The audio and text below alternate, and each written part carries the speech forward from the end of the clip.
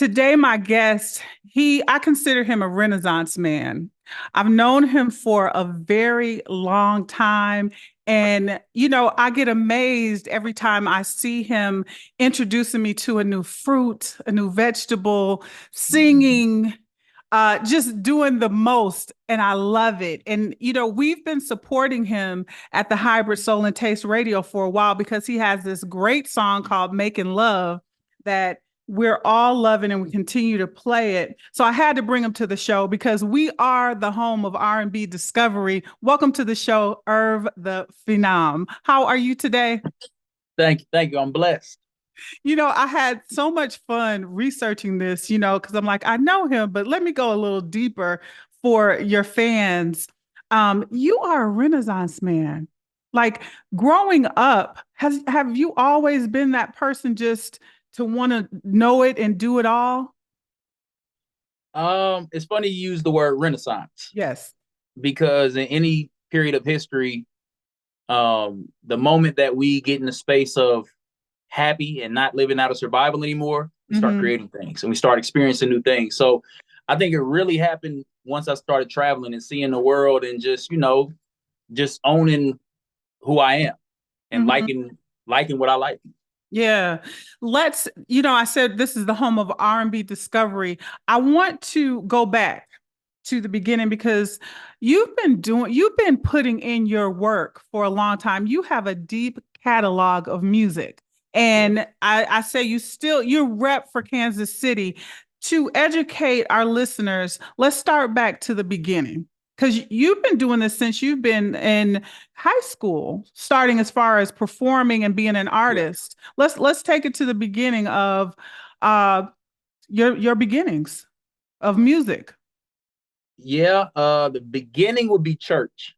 It would be the front pew. My dad had me in the front pew so we wouldn't fall asleep. And then he started making me lead songs. And from there, I started selling CDs at school. Hmm. Then I got my learner's permit. And on your learner's permit, you're not supposed to drive without a chaperone. But I was driving to St. Louis in Texas with a trunk full of CDs, and it just started in school and performing at talent shows and church and wherever I could get on the stage and do my thing and sharpen my craft. That's where I was at. So, and you're a hybrid artist. You sing, you rap, you go across the board as genres of music. Starting at church, who are some of the artists that you connected with in your musical journey when you started? Um, I grew up in a house where they didn't play secular music, Hmm. but I lived across the street from a 7-Eleven. So the first secular music I got, I had to go across the street and buy. They like 7-Eleven used to sell CDs, Right. which is weird. But I went over there and I bought like an NSYNC single, whatever they had over there. That's what I would buy. But the first like R&B artist was probably Music Soul Child. I Okay. remember when I Just Want to Sing came out, everybody was singing it for the talent shows, and I just remember hearing that album, and I was like, "Wow, this is it." Hmm. Hmm. That's dope. And then as far as gospel music, so many artists come from church. Um, Mm-hmm. you do have a lovely voice. I get I love how you can take a rendition of Love Ballad and just belt it out. And then you can go kick some rhymes with Dizzy Wright and Tech Nine. Coming Yeah. from the Midwest, like myself, Kansas City, you all have a special scene and it's been going for a long time. It's you, Tech Nine, Don Juan, Ronnie, Chris Calico. Mm-hmm. How that with that KC community, how has it been just through the years as far as just supporting each other and doing like collaborations? Shout out to all my KC brethren, the OGs and my peers and the little homies too. Um, in Kansas City, it's a really dope community of creatives that we almost have a chip on our shoulder Mm-hmm. because we're in a market that gets flown over so much. But now, with everything going on and Taylor Swift is swag surfing and all that, everybody's paying attention. But it's a dope community of artists that create from a space of, I mean, I can't really explain what it is, but it's like something in the water. We're very creative here, and Tech took me on one of my first big tours. So, he's always shown love, and the community here is it's a dope community of creatives as far as like singers, songwriters, rappers, dancers, visual artists. So it's just a very creative place. And as the world continues to put a spotlight on us, they're going to see what we have to offer the world. Yeah. How is life right now through your journey, through all your albums? Because you, like I said, you have a catalog of music. Um, your journey with life and music now with this hit single, and we're gonna talk about Timbaland hearing the song. Oh, yeah. How are things right now with that particular song, Making Love? It's picking up. It's funny Yeah. because this record has been out for a little while, and I just told myself I'm going to post this song every day. I'm going to promote Yeah. this song every single day until it's like a commercial. You know what I Hmm. mean? Like, how many times on the hour will you hear a Coca-Cola commercial? And I Yeah. started treating my social media that way, where it's like you need to hear this song at least once on the hour every day. Hmm. So it's been good. Things have been really good. More people are picking it up. More DJs are picking it up. So salute to all the DJs, all the radio stations. I'm excited. My album's coming out on Valentine's Day, so this is a good lead in. That timing is great. So I'm excited. As an artist, um, and a businessman, because you also have death metal gospel, correct? Mhm. Yeah. Correct. How have you grown as an artist starting back when you first started with your first project, Free, till Mhm. now? I think learning the ins and outs, and like I'm like one of those middle kids. Like, I came in right on the end of CD era, Hmm. and then the streaming era and all that. So it's really been learning how to not leave anything on the table, how to pick up all your bread, how to make sure everything's registered the right way, and learn about sync licensing and merchandising and just adapting, Yeah. and also understanding that no matter what platforms change or what way they give us the music changes, if the music resonates with people and touches them in the soul, then it's going to be good Yeah. no matter what time period or what technology comes out. Let's talk about Timbaland, the legend Timbaland. Yeah. Uh, he heard your song and he gave you some great feedback on that. Mm-hmm. Uh, did you like? Did you expect all of that? Because he really took time with it. Yeah. Yeah. Yeah. It's funny. I'm working on a movie right now. I'm an Mhm. actor as well. So I was on my way to set, getting dressed, and just happened to be scrolling online and seeing he was live. And some just told me, like, send him a record, send him a record, send him a record. And I don't know. I was like, it's gonna make in my mind. I'm thinking it's gonna make me late to this rehearsal, but I was like, just do it, and I did. And literally, like 2 minutes after I Right. sent it, I got a little ping on my thing, like he's bringing me on camera and all that. So I'm just like, wow. And he listened to it. And for me, the biggest compliment of the whole thing was when he made the face. Like, musicians know the face. Like, you a musician, they look at you like that. You know what I mean? Like, so when Timbaland made that face to my record, I said, all right, I'm doing something. Let's go, baby. Let's go. Yeah. But I'm honored, man. I'm honored, and it's a blessing to have a pioneer that I've grown up studying as far as like songwriting and producer artist marriage, all that stuff. So I'm just encouraged, and I know that I need to keep doing what I'm doing. Who are some of the musical artists that influence you from the we call them what heritage legend? Who are some of the artists from the past, and who are some from the future, present and future, that you enjoy listening to? Word to the Beanie, Marvin Gaye, of course. Yeah. I love I call him Sensei. He laid out the blueprint for this thing where you're crooning, you're begging, you're being vulnerable, you're being transparent in the music, and you're not afraid or ashamed to love loud. You know what I mean? Mhm.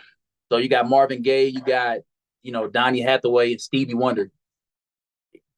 When it comes to Stevie Wonder, he's been singing about pretty much one thing his entire career and reinvents it every time, and that thing is love. So the Stevie Wonders, and as we move a little more modern, like I said, Music Soul Child, Calvin Richardson, Yeah. Jodeci, D'Angelo, of course. So I really love neo soul. I love soul music. I love R&B. You got Usher, which he's having a whole nother wave and showing that when you timeless, when you got something that connects, you just timeless. I love the timeless artists. Speaking of timeless, what I love about your catalog of music, you can go back and listen to an album and still is bopping. Yo, like That's I dope. love Steel. I love what is it on the come up? On the come up? Mm-hmm. Yeah, I love So, those. And it's timeless. When you're making your music, like were you always intentional with putting your songs together? Or has it been just this growth of seeing other people or just traveling the world? I think it's a little bit of both. Mm-hmm. Um, Particularly in the last couple of years, I realized that, God has a purpose for me, and my ministry is music. And, it might not be a gospel record, but it's an honest record. And there's healing in music. So as I got to a point where I'm marrying my purpose and my passion, it's changed the way I approach this music. With the new album, Big Lover, it's a movie. It's a movie that required a lot of living. I had to go through a lot. I had to learn a lot. It's all on the album. It's a movie, but whenever I finished that album, I kind of stepped back and was like, wow, Yeah. like I just was, it was a lot. It was an emotional labor, but I know that it's going to help a lot of people. It's going to help a lot of people feel seen. It's going to encourage a lot of people. So to answer your question, I think now it's the combination of purpose and passion that's making my creative process the best that it's ever been. I love your evolution. What keeps you motivated just to keep pushing on and putting out music? Because you're not in New York, you're not in LA, you're in Kansas City. You know, you all have a music community, but you got to go fly to go do other stuff. So, what keeps you motivated? I love making music. Yeah. I love doing it. It's one of those things where if you could do anything every day and just not have to worry about anything else, it would be making music. I love making music. And as far as Kansas City goes, again, we have a lot to say. We have a lot of talent. And I remember being the kid, shout out to Janelle Monáe. That's another one of our stars that's out of here. But I remember being a kid and watching like the Eddie Griffin, Janelle Monáe's, Tech Nines. I watched what they were doing and just thinking, man, like I felt seen. I felt represented because, like you Mm-hmm. said, the world doesn't know about us yet. They're learning now. I Yeah. really feel like this year is the year, especially with the Chiefs, Taylor Swift effect. I feel like this is the year Kansas City's about to really get our just due. Right. This project is different because it's 90% R&B. I drop a couple verses on there, for Mm-hmm. my hip hop heads, but it's 90% R&B and soul. And the last, I don't know, 10 projects I've done have always had like a good balance. But this one, the ladies, every project, like, oh my God, can you give us just one R&B project, one R&B project? And they're not knowing the whole time, like my heart really is in R&B. And my very, very first mixtape ever was mostly R&B. So it's a return to my roots in a way. Um, and there's something on there for the hip hop heads, but you got that factor as well as just the growth. There's new Yeah. stories, there's new evolution, there's new perspective that went behind all the writing on this album and the skits and the musicianship. What's your thoughts on the past few years? We've talked about the content in R&B. Did you ever think that it had a downfall? Did it go on the decline, or do you think that R&B has always had its good, bad, and the ugly? I feel we've always had artists who are Mm-hmm. putting everything into the music. They're vocally amazing. Their arrangements are amazing. I don't think the music declined as much as what was front and center has shifted around. And you kind of got to ask yourself, is life imitating art or art imitating life? Because, with the rise of the relationship podcast bros and the weird gender wars, I feel like that kind of took a toll on the songs. Like men are scared to publicly love on a woman, Mm-hmm. everybody's kind of standoffish. So I feel like in that way, we took a hit for sure in R&B. You know what I mean? But there's still always artists who are doing their thing. They never get out of their bag. It's just a matter of when, as a culture, we're ready to receive a Luther Vandross love ballad. You know what I mean? Mm-hmm. Mm-hmm. I love that. I love that. Any as an independent artist, what advice could you give an up and coming artist that is like, dang, can I really do this? You have to love it. You have to love it, because there's going to be days where you feel like you might not have no motion. Nothing's really moving forward. And if all you're doing it for is, approval of people or accolades or status or to be on a poster or what, and that's fine if that's your motive, but you're not going to be able to endure what it takes to have a long lasting career if it's just for the clout or if it's just for money or, fame.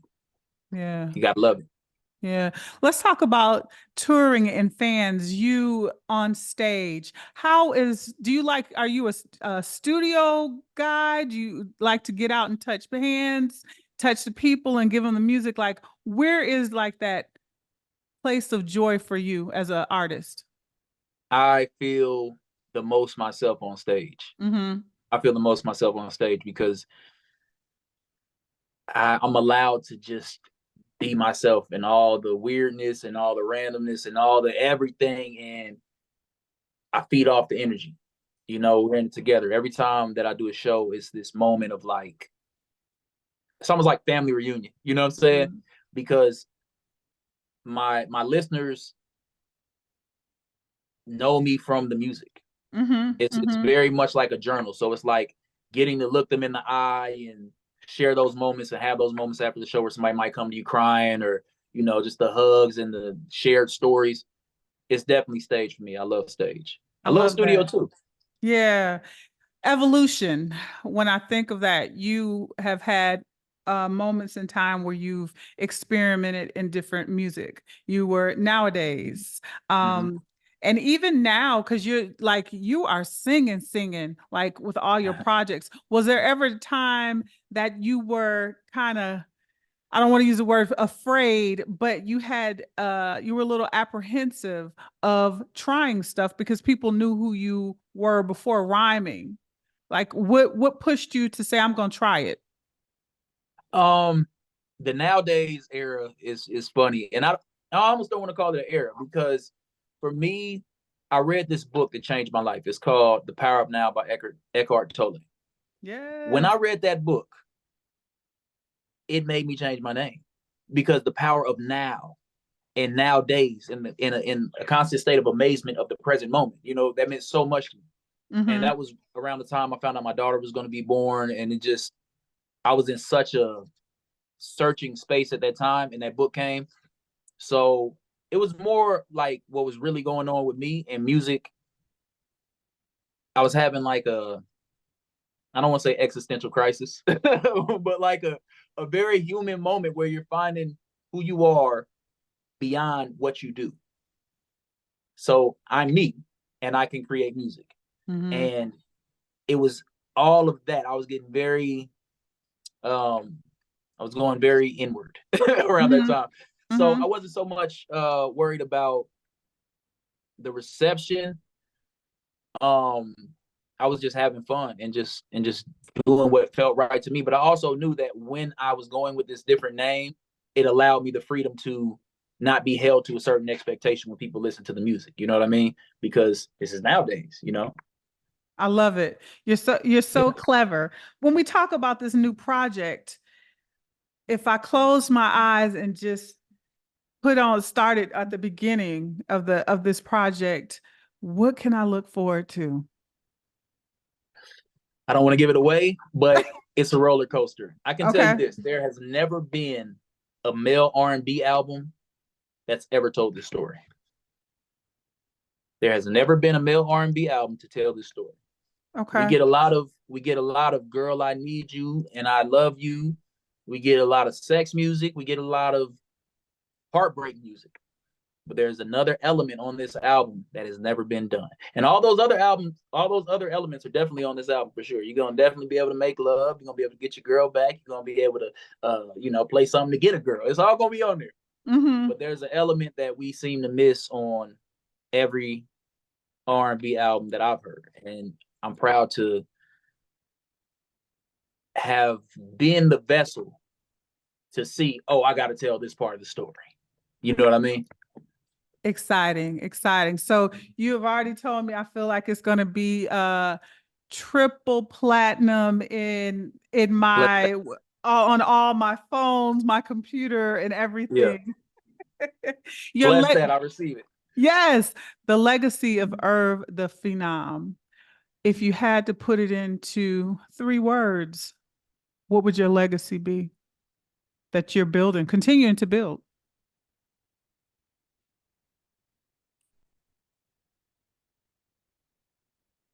Honorable. Is God fearing one word or two? We'll take one. Well, that'll God. I like God fearing. Yes. Persistent. Yeah. I love it. I love it. I appreciate you so much because I love your spirit because the last time we saw each other, you just patiently waited. It was like, hello. I'm so remember me, and I Yeah. love it. I was so excited when you hit me on Valentine's Day and you sent me Making Love. And I was like, wow. And every time we play it on the station, I get, who is that? Who is that? Thank you. And I love that you are still here. You're still repping for Kansas City. You're repping for R&B music. You're repping for music, period. And at the Hybrid Soul with Kelly Kinkaid, we support you. We're looking forward to hearing more of you. And I can't wait to see you on stage to just show us what you got. For sure. I can't wait to perform for you. Absolutely. Sure. It's the Hybrid Soul with Kelly Kinkaid, and my guest today is Irv da Phenom. Please follow him on all social platforms at Irv, IRVDAPHENOM. Thank you. Thank you. That's cool.